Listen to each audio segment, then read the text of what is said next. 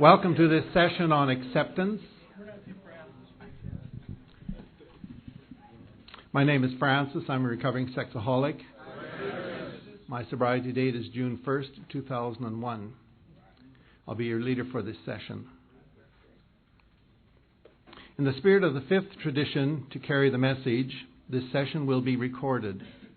The recorder will not be turned off during this session. If you do not wish to be recorded, you may participate by listening or attend another session. We ask that those who choose to share step up to the mic so that those who listen to the recording can follow the discussion. And have the chairs here when we open up the mic. Come and sit up and be ready to share so there won't be lots of silent spaces in between speakers. Will you please join me in opening the session with the Serenity Prayer. God, grant me the serenity to accept the things I cannot change, courage to change the things I can, and the wisdom to know the difference.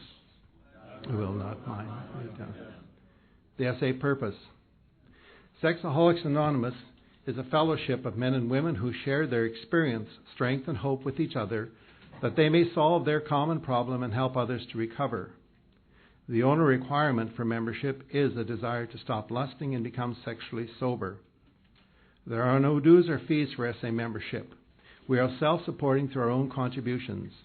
SA is not allied with any sect, denomination, politics, organization, or institution. Does not wish to engage in any controversy, neither endorses nor opposes any causes. Our primary purpose is to stay sexually sober and help others to achieve sexual sobriety. Just begin. I got to tell you something very interesting here that has nothing to do with the topic. Well, I guess it does in a way. But it was 19 years ago that I walked into a hotel in Nashville and attended my first SA conference. And about 3:30 in the afternoon, I just arrived, checked in, went into the big ballroom for the opening session, and this fellow gets up and starts. He says, "We may as well get this thing underway," and he does his little presentation, "Welcome to Nashville." And he's sitting in this room today, and I'm really nervous. But as acceptance goes, I'll accept his presence as one of the great gifts that it has been to me for those 19 years that I've been in the program. I want to start with the reading today, one I'm sure that part of it at least you'll all be familiar with. And it's from the AA Big Book, Dr. Alcoholic Addict. It helped me a great deal to become convinced that alcoholism was a disease, not a moral issue. That I had been drinking as a result of a compulsion, even though I had not been aware of the compulsion at the time. And that sobriety was not a matter of willpower. The people of AA had something that looked much better than what I had, but I was afraid to let go of what I had in order to try something new. There was a certain sense of security in the familiar. At last, acceptance proved to be the key to my drinking problem. After I had been around AA for 7 months, tapering off alcohol and pills, not finding the program working very well, I was finally able to say, "Okay, God, it is true that I, of all people, strange as it may seem, and even though I didn't give my permission, really am an alcoholic of sorts. And it's all right with me. Now, what am I going to do about it?" When I stopped living in the problem and began living in the answer, the problem went away. From that moment on, I have not had a single compulsion to drink. And acceptance is the answer to all my problems today. When I am disturbed, it is because I find some person, place, thing, or situation, some fact of my life unacceptable to me. And I can find no serenity until I accept that person, place, thing, or situation as being exactly the way they're supposed to be at this moment. Absolutely nothing happens in God's world by mistake. Until I could accept my alcoholism, I could not stay sober. Unless I accept life completely on life's terms, I cannot be happy. I need to concentrate not so much on what needs to be changed in the world as on what needs to be changed in me and in my attitudes.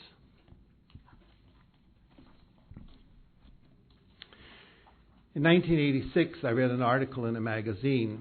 It was on sexual addiction. I think it was sexual addiction and morality.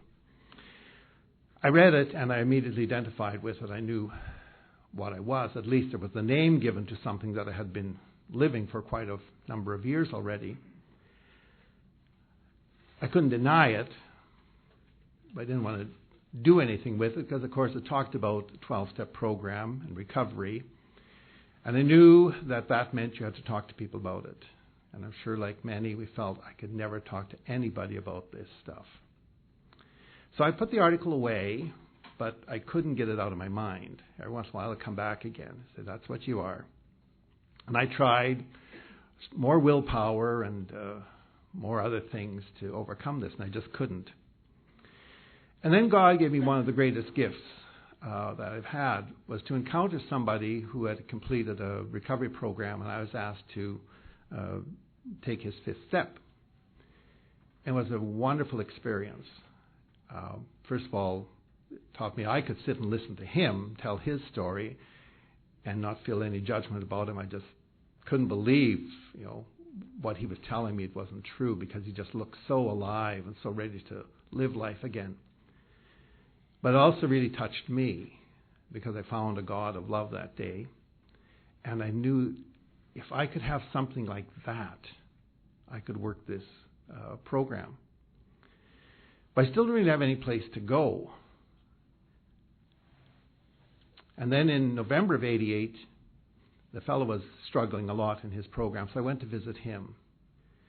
And that was the first time I started to talk to somebody. After he talked about where he was, I started to talk about where I was in my life. And he accepted me. And that was something new, that I could actually hint at an addiction and somebody wouldn't leave the room. It was the most impressive thing to me was the feeling of acceptance from members who were practicing the third tradition by tolerating and accepting me. I felt acceptance is love, and love is God's will for us.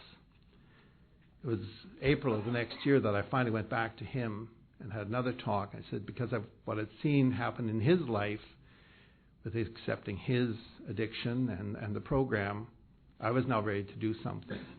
And so I went to talk to a spiritual friend who, before I could tell my story, he told me his story. And I had no idea he was in the same fix as I was in.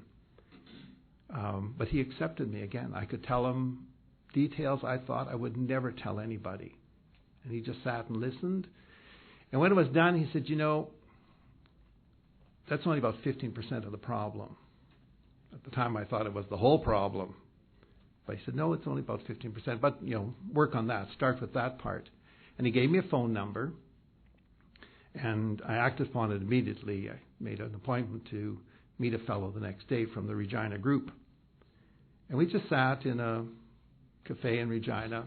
And I shared with my story with him. Again, something I didn't think I would ever tell anybody. Certainly not sitting in a public place. And he just sat and listened. It was just always amazing that these people would just listen to what I had to say. I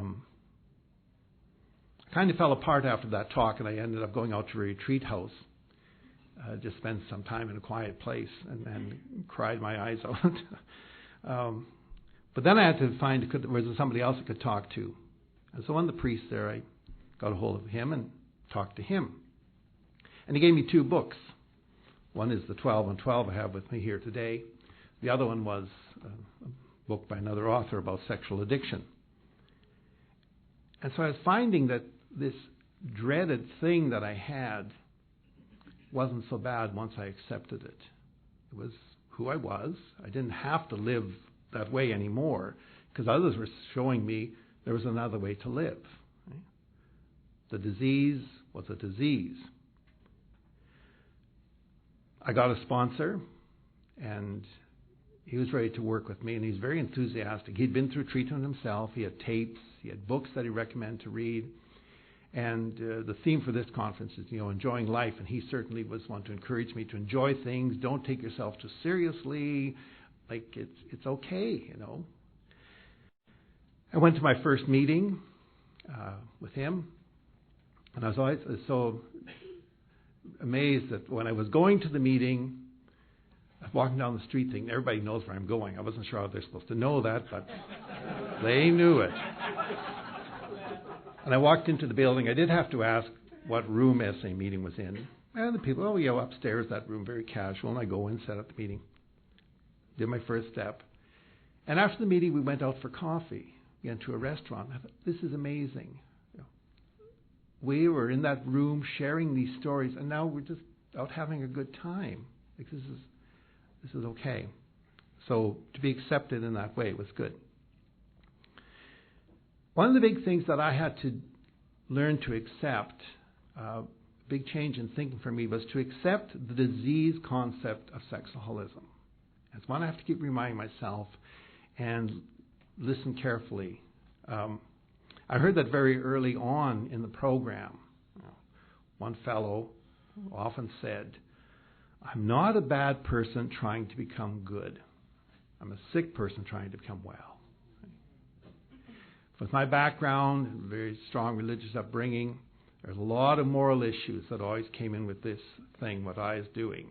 And like we had in that AA reading, I had to say it's not a moral issue. It's a disease. And I'm trying to overcome a disease. I'm trying to get better, healthier, not bad becoming good. So I've been grateful for those talks I've heard on that. And that continues to come out again. It's a disease. It's a disease. I'm working on a disease. Okay? And I have to keep working on it. And finally, what I want to talk about acceptance is from the 12th step aspect of our program. We talk about the spiritual awakening. I certainly had that. I'm grateful for how I've come to know my God, and this God who has, some days I've almost felt the physical embrace, because I've really come to know my God who loves me. And he accepts me as his child. He's the one who made me. And if he can love me, can I love myself? So that part. But that second part of the 12th step, to practice these principles in all our affairs. Now, what have I learned about accepting you people in this room? You're accepting me. At least nobody's left yet. But it's not, I can't just sort of live program in one part and then go live my life in the world. That's never going to work. But practice these principles, this acceptance in all the things. And we have another little reading here from Daily Reflections. When I'm having a difficult time accepting people, places, or events, I turn to this passage, and it relieves me of many of an underlying fear regarding others or situations of life presents me. The thought allows me to be human and not perfect, to regain my peace of mind. So the acceptance of people that I've learned to accept in the program, other people with the disease I have, I take that into life, and say, I'm human, and you're human, and we're not going to run this perfect world, because even our program says, growth, not perfection. We're never seeking that perfection. And so I can also take that into the world. I don't have to be perfect, and I'm certainly reaching that goal, but others don't have to be either. And I can accept them where they're at, who they are. And I think another thing the program has taught me is the stories that we have to listen to, that we listen to. When we just see somebody doing a job, say, they did a good job, but they could have done better, or I could have done it better. That's just looking at them as somebody doing a job. But when I have a chance to listen to where they're from, what their day has been like, whatever, I might say, man, and you managed to still even do that with all that else is going on in your life. To accept people and their whole life and their whole story is something I've also learned in this. And I have to keep doing that, because I can sometimes get very work-oriented and goal-oriented and achieving and start to value everybody according to those criteria. So that's not what it's about. My sense of inadequacy is sometimes very high. It's well, and I've got to keep working on that one. That is a false thing. Other people's gifts, to see in them the gifts that I've received in the program, to accept the gifts of people's presence. People were there in that room when I needed a meeting to go to. And there's always been somebody around. Okay? I don't worry about what gifts I might have for others, because I might think this is my gift and they might not see it at all, but they might have found something else. But there are gifts. Codependency issues are a big thing too for me. I really worry the last couple of years in my work. Codependency issues are big. I'm very fearful of my boss. He doesn't know it, but maybe if I went and told him, it would. I'm really afraid of you. He'd probably laugh. Maybe I should try it. And then an issue that's always been in my life has been issues of right or wrong. I've lived a very black-white life. Very few gray issues. It's this or it's this. It's correct or it's wrong. And to accept that things can be other ways. There are other possibilities. One final reading I'd like to take is, again, from Daily Reflections. Freedom came to me only with my acceptance that I could turn my will and my life over to the care of my higher power, whom I call God. Serenity seeped into the chaos of my life when I accepted that what I was going through was life, and that God would help me through my difficulties, and much more as well. Since then, He has helped me through all my difficulties. When I accept situations as they are, not as I wish them to be, then I can begin to grow and have serenity and peace of mind. Okay, so I think I've talked long enough. I'm glad I accepted the offer to speak at this convention, and now you can accept the challenge if you wish, or the gift to share with others. It is a taped meeting, so you have to come and speak to the mic. There's a chair here, and so we can keep the flow going. The next speakers can come and use the chair there.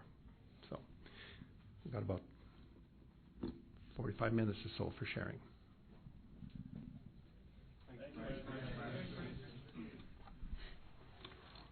Hi, my name's Anthony. I'm a recovering sexaholic from the Sligo group in Ireland, and really pleased to be here.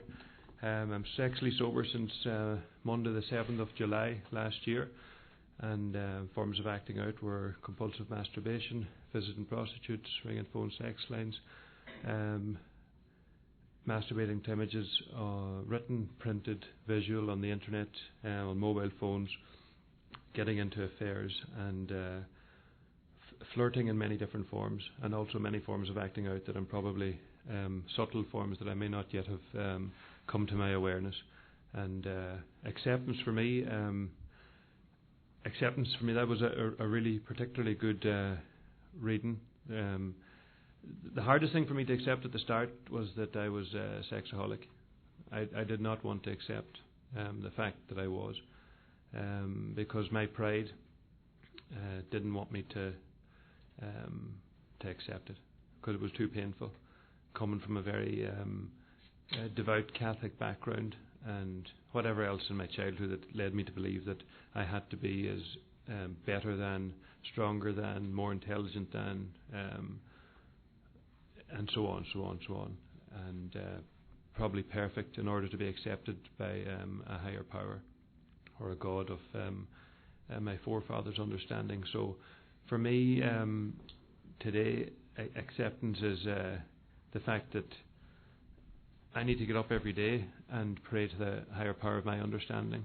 I need to accept the fact that I have to make phone calls and want to make phone calls every single day, 2 or 3 times a day, and to accept the fact that my best thinking got me to where I am today, and that somebody else's better thinking can get me to somewhere different. I just heard it there recently, or I'm also a compulsive gambler. I've been in recovery, thank God, a day at a time for a long time from compulsive gambling, but it didn't keep me sober in this particular addiction until such times I accepted that I needed to grow spiritually, because I had died spiritually. And in my other recovery, I had progressed materially, but I hadn't progressed spiritually.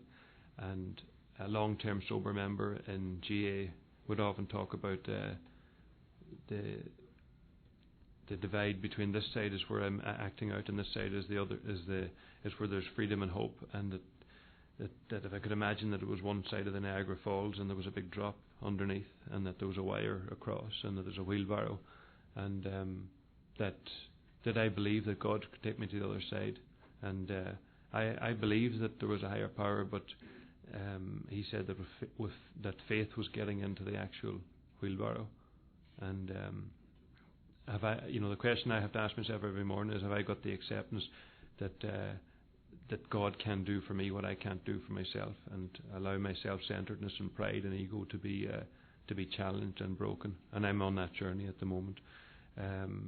So I'll just finish on this, just to say that it's so important for me every day to accept that I'm a sexaholic. And I was told, and I heard at these meetings, and everything I'm saying is I've heard at meetings, was that this is a forgetting disease, and that if I wasn't coming to these meetings on a regular basis, that I would forget the fact that I was a sexaholic and start to try and run the show again myself, and I would lose that acceptance that I have today. So I'm very, very grateful to be here. And if Mike from Wales happens to be here, if he'd come up and sometime and introduce himself to me, that would be great. Thanks.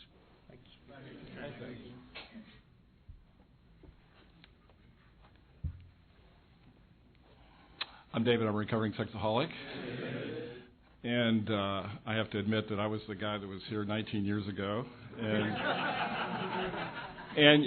I really wasn't going to say anything here until Anthony got up and spoke, because one of the privileges you have if you've been around for 19 years, and I've been around a little bit more than that actually, is that last Saturday I was talking to a person that I sponsor in Ireland, and he said, if you see this guy named Anthony there,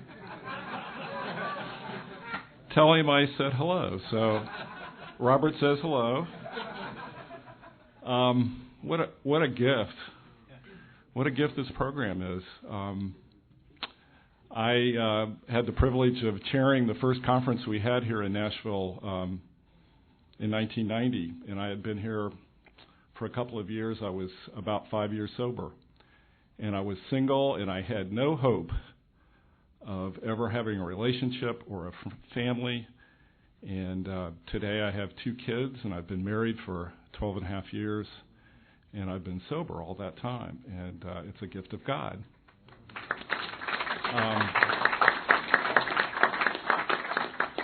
And I get to know people like Francis. And how many people are here for their very first time to a national conference? For the people who will be listening to this tape, there were probably at least 20 people that held up their hand. And my prayer for you is that 19 years from now, at a conference wherever you may be, that you can look around and as I can today, and see friends that you've known for that long. Today, my challenge is to accept the fact that God hasn't lifted all of my character defects from me, and I still suffer from a judgmental spirit, a critical spirit. I like to gossip. I still am challenged with fear, but if you get a chance, buy our publication, Step into Action, and read Step 7, because it says, God will remove each day just exactly what we need to have removed. And my challenge today, I want it removed yesterday. I don't want to be that judgmental, critical person, and today I'm going to accept that that's where I need to be. So thank you, Francis, and thank you for all being here. I'm going to keep coming back. Thanks. Thanks, David.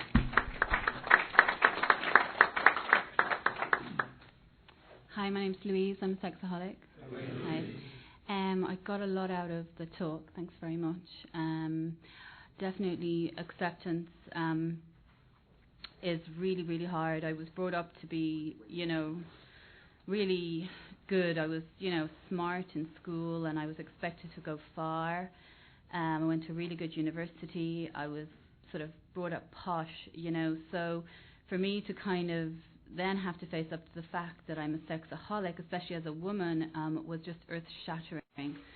But I probably deserved it in a way because I was very arrogant and very maybe overconfident. I would have been very, very confident in myself in the way I came across to people, and it was a huge blow for my ego, really, to come down from such a height, and I would have,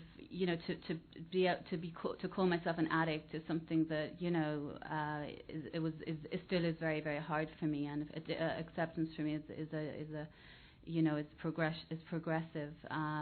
Every time I would get into sort of obsessive relationships with men, and every time I'd think this is the one, this is the guy, the man of my dreams, and then it would take a long time to realize that I had been living in a dream, and every time I came out of that dream and I could see the illusion behind me, I'd always ask myself the question, how did my life, how did I get there? How did I get here? How did I get to where I am today in my life? And I really could never figure out that until I came to SA and I realized that, the addiction is stronger than us, and it takes us to places that we didn't plan to go. And it took my life, into places that I never planned to go. And when I looked into the future and I said, okay, this is what I want my life to be, it certainly wasn't the way it turned out. So I'm really grateful to have a solution to the problem. So thanks for letting me share. Thanks. Hi, my name is Nicholas and I'm a sexaholic. Well, I'm not sober. I've been in the AA program for 2 years, and I've not been drinking for 2 years, so that's really wonderful. And I've been in the SA program for 6 months. So my first convention, that was just a few months ago. I was in Akron, Ohio, and I came there. I really believed there would be no way to save me. Like I really believe, there would be no way I could not act out. I mean, I had to act out, and I came there, and I was like, okay, you're gonna go there. I didn't believe in it, and I knew. I mean, I knew I would die of it. It would be either death because I would get a disease, or either jail or suicide. So that was tough, and and I got sober, and I came back to my country being sober, and that was incredible. And I was like, I didn't realize it, and sobriety came like whoa. And I had all I have is like glimpse of sanity, like 1 week, 2 weeks, 3 weeks, but no more than that. And acceptance for me is like I guess other people accepted me, and that's how it started, really, because I couldn't accept myself. I mean, I was really convinced to be a bad guy with bad thoughts, and so people first accepted me, and then things got better, actually. And then God, it's so bad to be here for my lust. It's killing my lust. It's terrible. And it's really killing my lust, and because I like my lust. I don't like all of my lust, but I like my lust. I mean, and there are part of my lust that I like, but the problem is that I got the first thing I got when I came in the hotel was like, oh my God, this is a great hotel. What a nice room. There is a big swimming pool, and why the hell are you here alone? You should be here with a girl or a boy and enjoying yourself. And then I just like, okay, I came here for the SA convention, so that makes sense. And so am I done with lust? No, I'm not done with lust, and I can feel that. I'm not done with lust, but I accept. I start to accept the fact that I'm a sexaholic, and this is really helping. This is really helping, and I guess the next step is surrender now, but I accept the fact that I'm a sexaholic, and that's really the great stuff for me now. Okay, thanks. Thanks, Nicholas.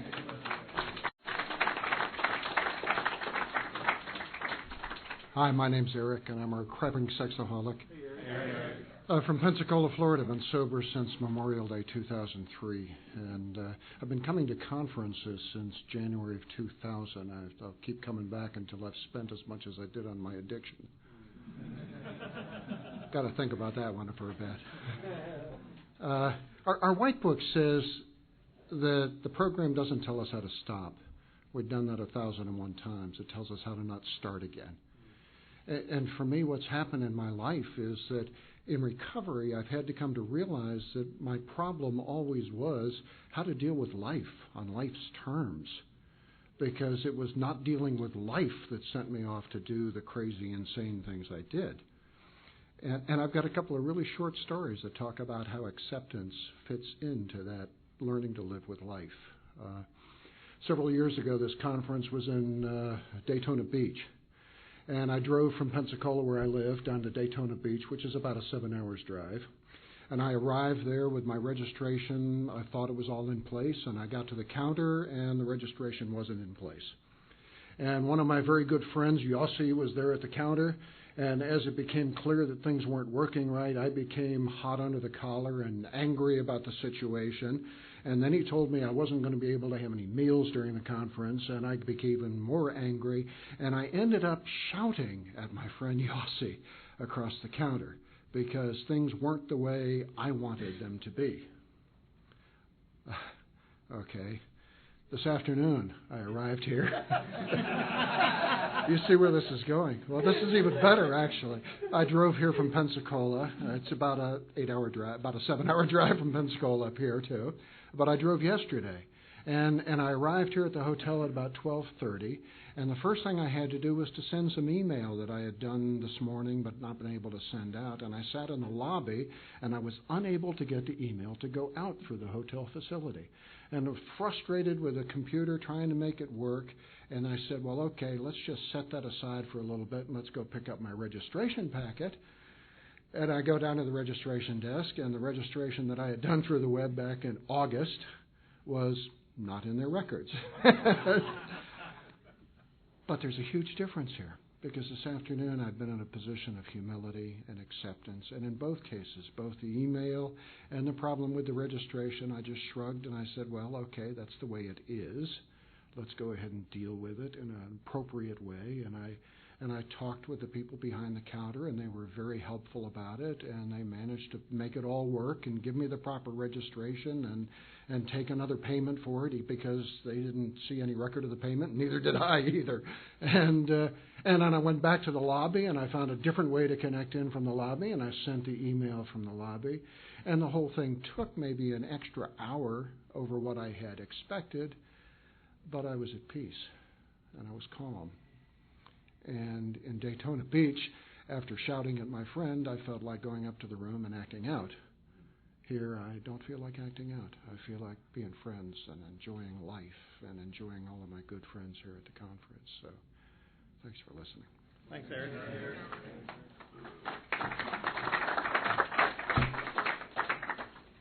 I'm Alan, recovering sexaholic from New York. You don't let me say from New York. Come on. I practiced that 10 times before I got up here. Oh, the ego never stops. Mine doesn't. I'm really grateful to be here. Thank you, Francis, for the talk and great shares. And when I came into program a little over 7 years ago, I just lost a 6-figure job.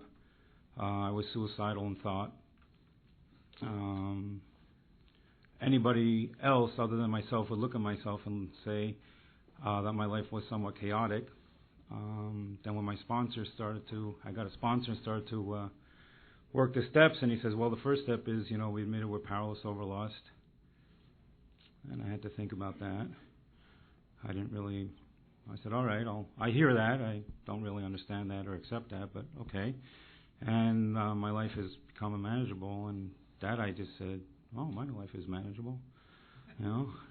Everything's fine, everything's cool. I don't think I knew what life was to say if it was manageable or not. And it took me a long time to accept that fact.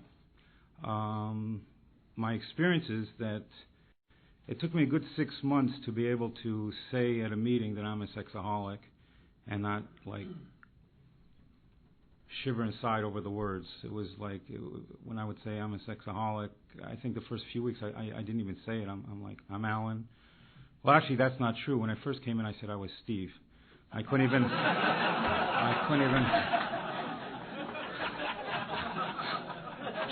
I was petrified to say what my real name was. And I'm sorry if there's a Steve here, but I don't know why I picked that name. Then a few weeks into, I said, everybody, my real name is Alan. I was really petrified to mention my name. And after 6 months, I started to say that I'm a sexaholic. And it took me a few years in program to really accept that fact. And it's really only been recent, the last year or so, that I really accepted the fact that I'm a sexaholic. And what I found is that I don't have to accept everything today, because that was too much for me. I couldn't accept everything. I started off accepting the fact, not that I really understood it.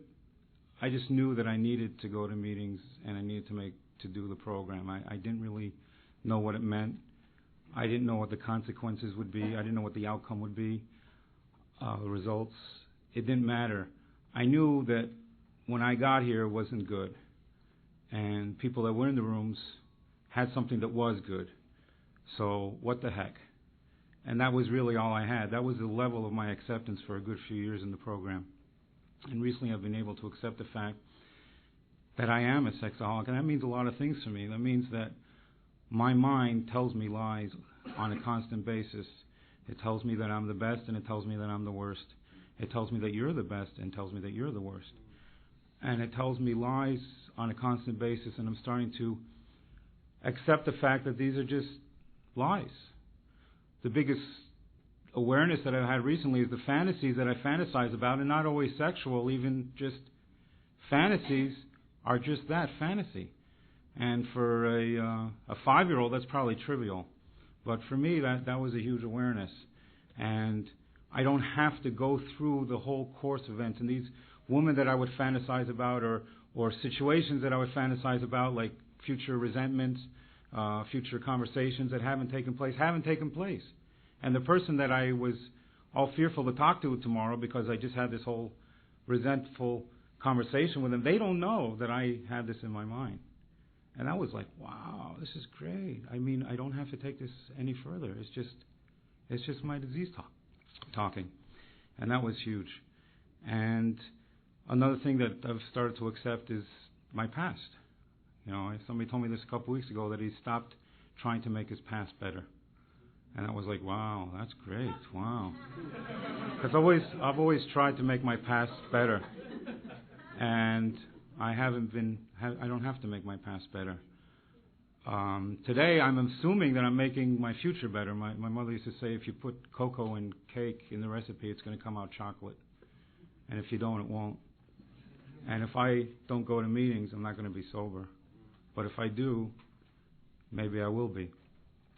And I still struggle with accepting myself as I am today. That is my present struggle. But there are things that I do accept today. And I just want to end off with one thing. There's a lot of new people here, and it's great because you guys are helping me stay sober, helping me remember what it's like to be new, because I forget. You know, I forget in a week or two what it's like to act out and the horrible parts of it. I only remember the fun of it. And there is some fun to it. I'm not going to lie that there is no fun to it. But whenever I try, I'm never able to grab that fun anymore. I don't know. It's just the way it is. But I just came back from a cruise with my wife. And 5 years ago, if a wizard would come to me and say, in 5 years from now, you're going to go on a cruise with your wife, I would have asked him to take a urine test to see if he's on some type of drugs or something, because that was the furthest thing from my thoughts. I had been thrown out of the house. I was in the midst of an 8-month relapse, and I couldn't have even imagined that such a thing would be possible. And when my wife and I got into the cabin, we just hugged each other and just cried and just thanked God. So my only thought is, and my experience is, that if you don't have that freedom, Him yet, and you don't have that acceptance yet, don't leave before the miracle happens. It will happen. If it's happened to me and others, it will happen. And the only way it will continue to happen for me is if I keep coming back also. I didn't get no degree or certificate or award or any of that. I got to keep coming back like I did the first day. Anyways, thanks.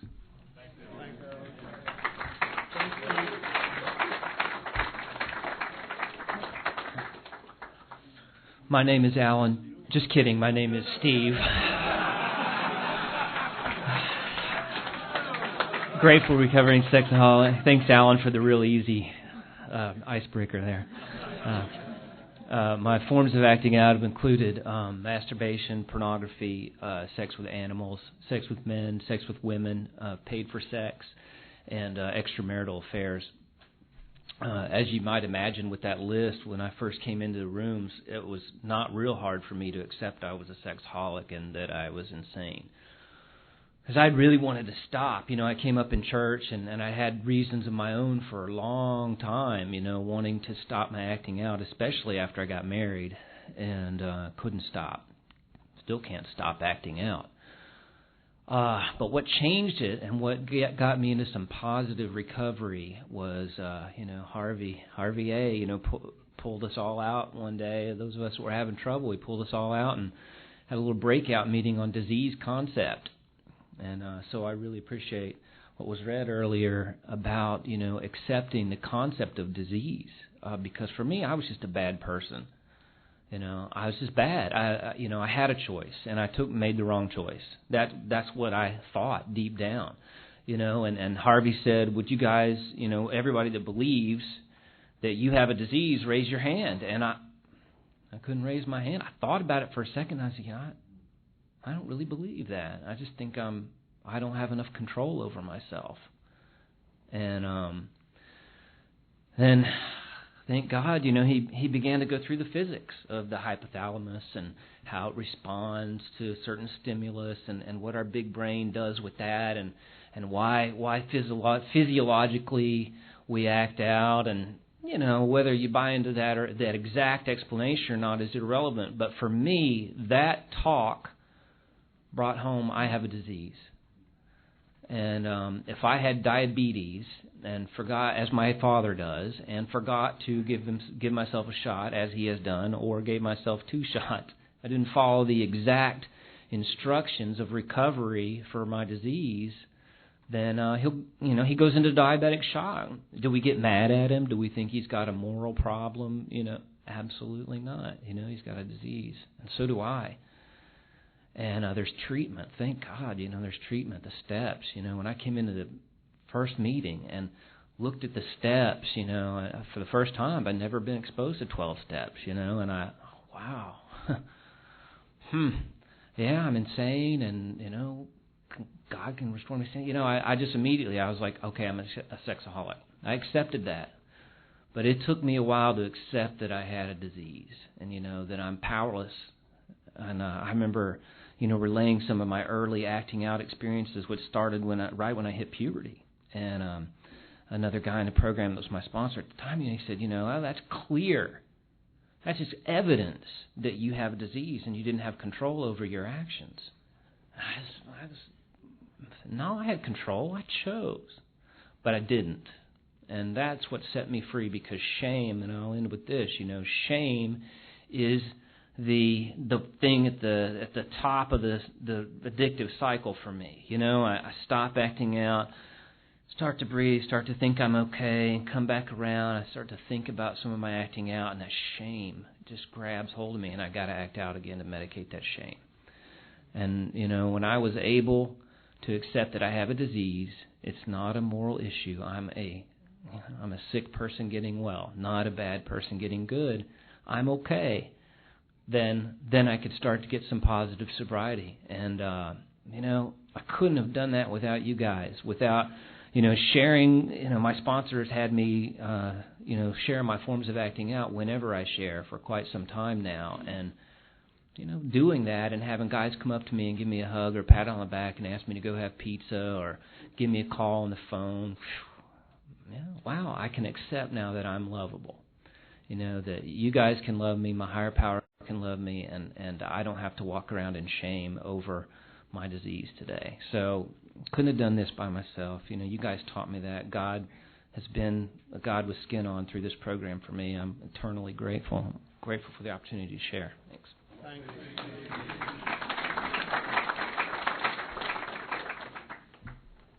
Hello, everybody. I'm Jim, and I'm a very nervous sexaholic, but very glad to be here. And I can't think of a place I'd rather be right now than right here with you guys. Thank you, Francis, for chairing this meeting and for lending me your book. When I, acceptance, when I saw it on the schedule, I'm like, man, I need to be there. And that's why the reason why I acted out a lot of times was because people weren't behaving the way I wanted them to. And, if my ex-wife wasn't behaving just the way I wanted her to, then all I had to do was just log on the computer, download some porn, and suddenly it was okay. What she was doing was okay. Until the porn and the other forms of acting out stopped working and they started to turn on me. Then, when I got sober, I actually got worse because I didn't have that solution anymore. And I needed something else, or I was going to go back to the old way. And fortunately, you guys offered something. And, because my obsession du jour after getting sober was less and less about pornography or affair partners, and it was more and more about what Marina was doing or not doing. And, like Steve, I had, acted out with creatures with more than 4 legs, and so, but I wasn't as sick as you guys, I didn't need a spiritual solution. I would just come to meetings and try it on my own willpower, and I didn't need God. If there was a God, I was toast because I had done so many things that were sinful. But I kept coming to meetings, and for 18 months I wasn't willing to work the program until I ended up flat on my back in treatment, and then I became willing to accept the spiritual solution because I had no other choice. I had tried the self-help books, I had tried medication only, just going to meetings. And one paragraph that kind of jumped out at me in the big book is that the first requirement is that we be convinced that any life run on self-will can hardly be a success. On that basis, we are almost always in collision with something or somebody, even though our motives are good. Most people try to live by self-propulsion. Each person is like an actor who wants to run the whole show, is forever trying to arrange the lights, the ballet, the scenery, and the rest of the players in his own way. If his arrangements would only stay put, if only people would do as he wished, the show would be great. Everybody, included himself, would be pleased. Life would be wonderful. In trying to make these arrangements, our actor may be sometimes quite virtuous. He may be kind, considerate, patient, generous, even modest and self-sacrificing. On the other hand, he may be mean, egotistical, selfish, and dishonest. But as with most humans, he is more likely to have varied traits. What usually happens, the show doesn't come off very well. And that's me. And when I did my 4th step, it helped me accept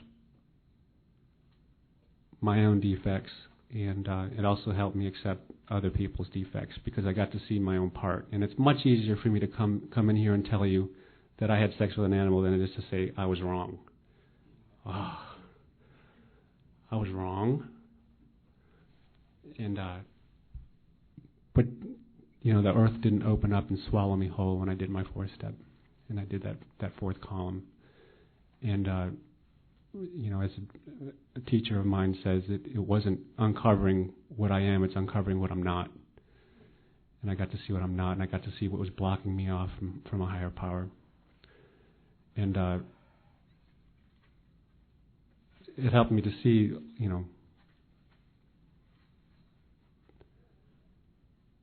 that if you spot it, you got it. You know, a lot of the stuff I was resentful at of other people, I was doing.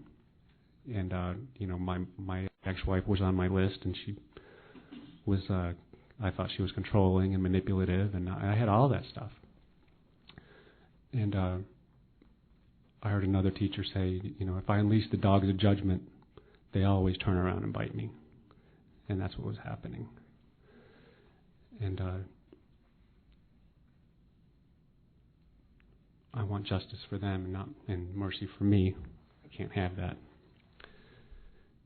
And you know, the 7th step helped me accept, you know, all that stuff. And you know, I'm powerless over all my character defects, not just my lust. And there may be some use for some of my defects. And that was a new concept for me. And you know, if I came into SA and you guys were all perfect, you'd be no use for me.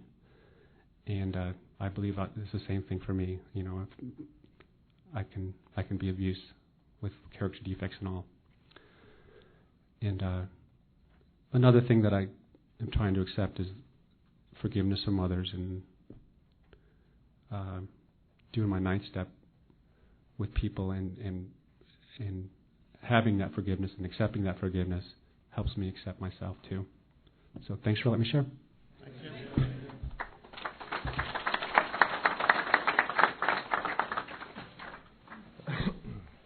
My name is Quentin. I'm a sexaholic. When I came into this group, it was a little under a year ago. I was in a very bad downward spiral in my life. I had accepted I was an addict years ago. I've been on drugs, alcohol, you name it. I've been addicted to it. But I beat everything in my life except for sex. I could not stop lusting, and I couldn't figure out why. It got to the point where my wife was like, either you find help or we're done.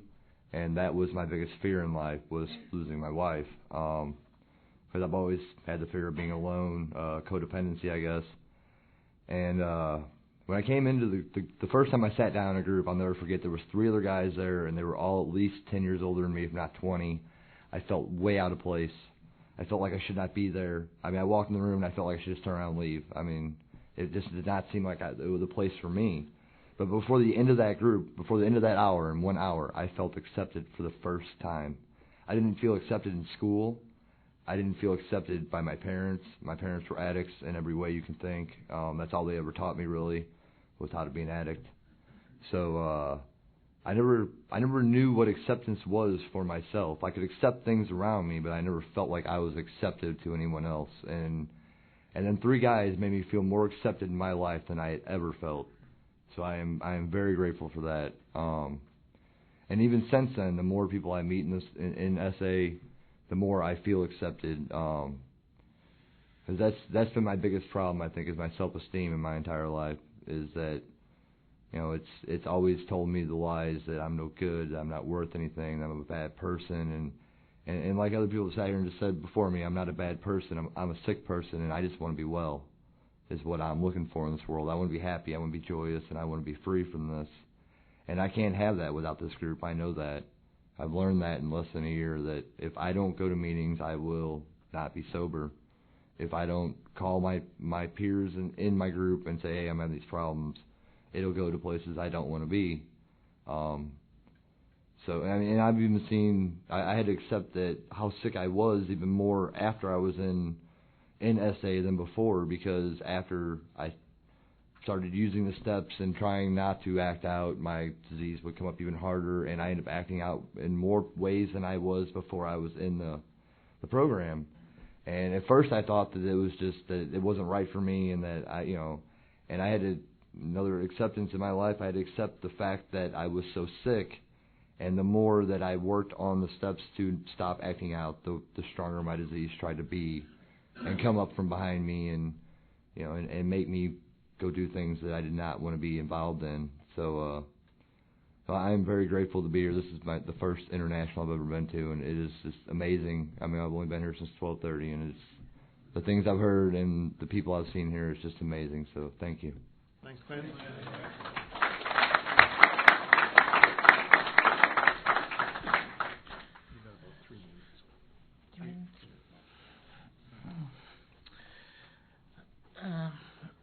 Sean, and I'm a sexaholic, and I just got a 2-minute warning.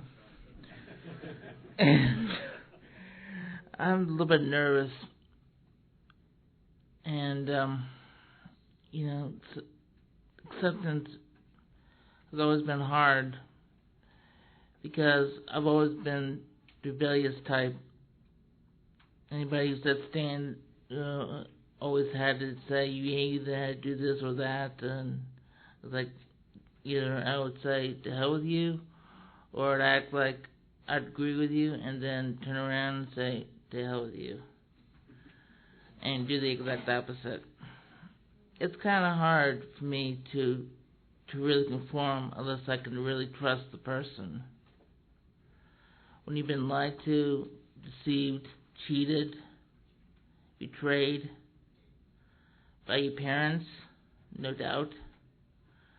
So it's kind of hard to accept things as they are.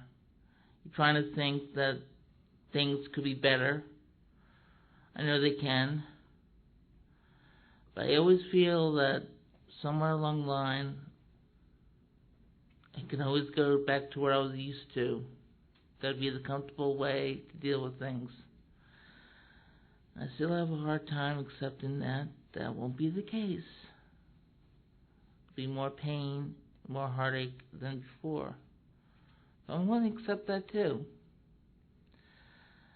I had a hard last year. Around this time, I had to accept something that I didn't want to accept. One person I thought could handle anything took her life. And not only destroyed her friends, but destroyed both of us. That was my sister, kid sister. And I still have a hard time accepting that. And it's always been tough.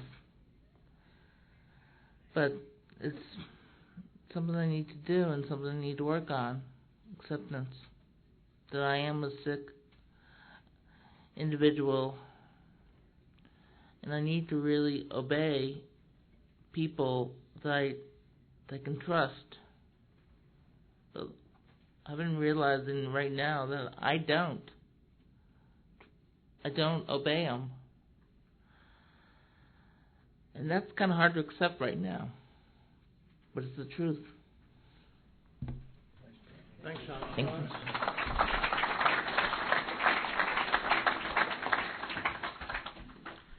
want to thank everybody for their shares.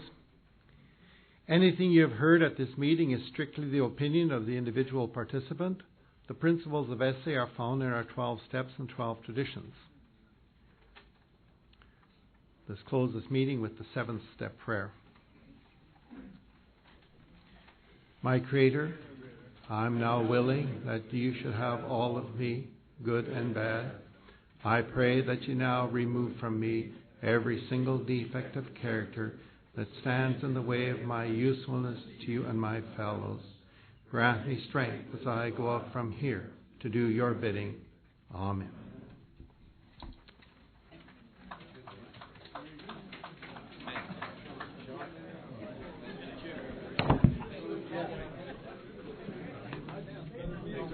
Oh, thank you. The hard part.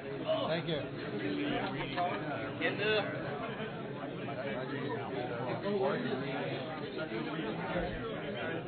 I have the little card that goes with the card starts with the acceptance part, key, but I thought those other 2 paragraphs went well with it as well. Yeah. Good, thanks, Matt.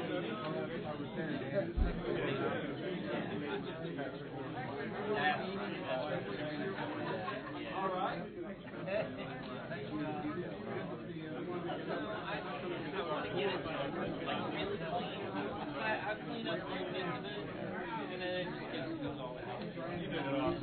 Oh, thank you, David. Thank you. Thank you for your service. Yeah, for sure. I think I should probably get the CD list to myself a few times every day. For a while there, I'd wake up in the morning, my first thought was, oh, another day to sail, because I can't possibly do one position, one position.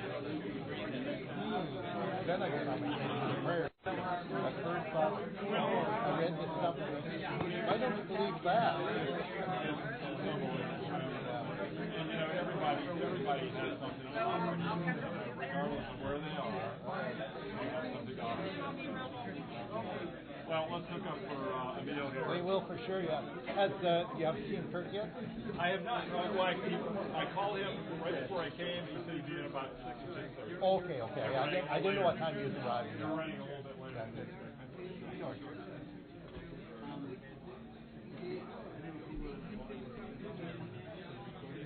There'll be, the big room where the registration is. I think Lee has a table down at the far end of that. Oh, they'll all be available, but he will probably have them available as they go on if you just want to buy individual tickets.